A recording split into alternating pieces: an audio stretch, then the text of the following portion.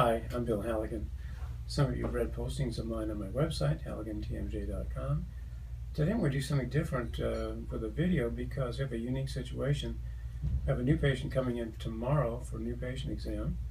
I have not met this patient yet. She has had 6 upper veneers done at number 6 through 11 within the past couple months and has had persistent tooth pain, difficulty chewing, clicking and popping of the TM joints since those veneers were placed, and so she's seeing me tomorrow for exam.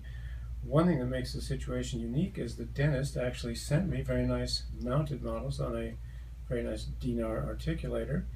I know she did Facebow. I don't know if the dentist did also centric relation records and CO records and protrusive in order to get the angle of the eminence set, because if this angulation is greater in life than it is on the articulator, the odds are the patient will have better dissolution of posterior teeth than what I'm seeing on the models.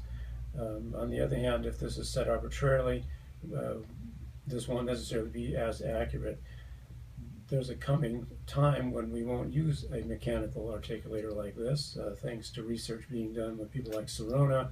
The virtual articulator that's computer generated is the thing that future dentists will work with, but meanwhile, the Veneer articulator gives us a pretty good indication of what function is like. Let's get a closer look at that. Okay, so here are the patient's mounted models.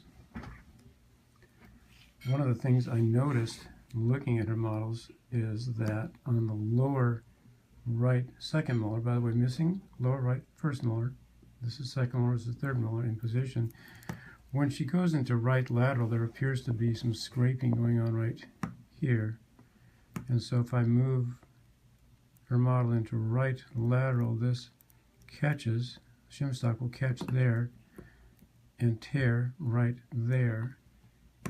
Third molar a little bit discludes at this point, but early on there's contact there, and the bicuspids appear to be okay. So second molar, third molar catching as she goes into right lateral.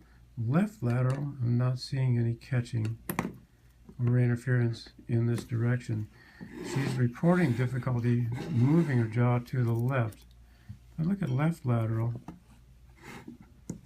and I put it on the second bicuspid, and move her into left lateral, there is a catch right there. So some lack of canine guidance, mostly on right lateral, though. I'm not seeing it so much on left lateral. Here, the molars seem to be fine on left lateral. Both molars are fine. If I remove this model from the articulator and give you a close-up look, here's the right second molar. This whole area looks quite hollowed out, whether that's from a dental diamond doing adjustments or from wear, I don't know, but it appears to be very smooth and long-term, as if there's been a working site interference right here for some time. And so some of this patient's symptoms may have derived from lack of canine guidance on the right side. We certainly don't know that yet. Patient also reports jaw clicking and popping, and so joint imaging will show us whether there is a actual joint pathology. Obviously, lower anterior crowding, the canine on one side, on both sides actually tipped out, generalized crowding, that might be contributing to symptoms. We'll actually see the patient tomorrow, and then we'll see what the situation actually is. Okay, so we're going to look at the results of using a T-scan, which probably some of you know. These are pressure-sensitive wafer or thin piece of plastic like this, has thousands of piezoelectric sensitive areas. Patient bites on it. This is our patient biting in centric occlusion, just a habitual close. This little red and white square is called center of force. It belongs in the middle, of course. And she has about 72% of her biting force on the right side and less than 30% on the left side. So posterior teeth on the right hitting extremely hard. The canine, a little bit of contact. Number 5 right behind it, quite hard. 25% of all the force in the mouth is there. Patient is aware of the first molar hitting hard and it's a bit painful. So lots of pressure in this area, very little pressure on the right side. Here's a bar graph of the same thing. On first glance, I thought it was the canine perhaps hitting hard, and it looks like it's number 5. The new veneers basically not touching at all. Number 8, a little bit of contact in CO, almost none. Okay, I have now seen this patient, and remember she was referred to me for occlusal analysis and TMJ exam. Chief complaint is sensitivity upper anterior teeth, but the dentist wanted to see if there might be an occlusal reason for that sensitivity. As we noted last time we looked at the models, right side molars in heavy working side interference. That's actually true in the patient's mouth as well. We didn't see a lot in the left side, but the left first molars are in heavy working side interference also, and the upper left first molar fairly sensitive, but not as sensitive as the upper anteriors. Now, how about upper anterior teeth? Again, the upper 6 anteriors were veneered by a general dentist within the past several weeks. All those teeth are sensitive. The right canine is in light contact in centric occlusion. None of the other anterior teeth touch at all, either in CO or in right and left lateral excursions.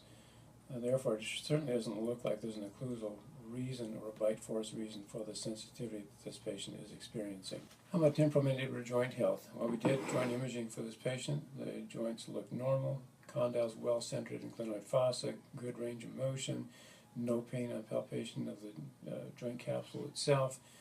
There is a little clicking. One interesting thing is this patient has a small collection of night guards, one of which is comfortable. The comfortable one on T-scan has perfect occlusion, better than the patient's own natural teeth. And with that night guard, the clicking goes away completely. Is it because it improves the occlusion? That's probably what's happening. Or could the patient use that little bit, 1.5 millimeters or 2 millimeters of vertical? I'm really not sure, but I'm not concerned about the joint. They look normal. Joints look normal in X-ray. No pain in the joints themselves. Great range of motion. Well, where does that leave us? Unfortunately, I think it leaves us with the conclusion that the veneers need to be removed and the bonding process started over. Something in the bonding process, whether inadequate seal of dentin, not adequate moisture control, could have been any number of things, but something went wrong in the bonding process with all 6 of these. And I talked to the endodontist who saw this patient and said, although endo is not indicated now, just removing the veneers could create enough pulpal irritation that, yeah, there could be endodontic therapy needed in the future. But his suggestion and mine is pick the 1 or 2 most sensitive of those teeth, remove the veneers, and begin again paying careful attention to every step in the bonding procedure. So in the end, are there occlusal concerns for this patient? Absolutely. Hard working side interferences, both right and left. Heavier overall occlusion right than left. Muscle spasms, right masseter as a result. So there are some occlusal issues to be dealt with, but it's not the answer to the patient's chief complaint, which is sensitive veneers on 6 anterior teeth. First news models we have here. The veneers are still being adjusted, and they're still painful. This nice lady presents with a myriad of problems worthy of 2 or 3 chapters in P. Dawson's Functional Occlusion from TMJ to Smile Design, and then add in a weekend with Ray Bertolotti on bonding and adhesive dentistry. The main concern, sensitive veneers. We've ruled out everything else. I think we're left to conclude that there's leakage and fluid flushing in and out of sensitive dental tubules with every touch. Time to remove those veneers and begin again.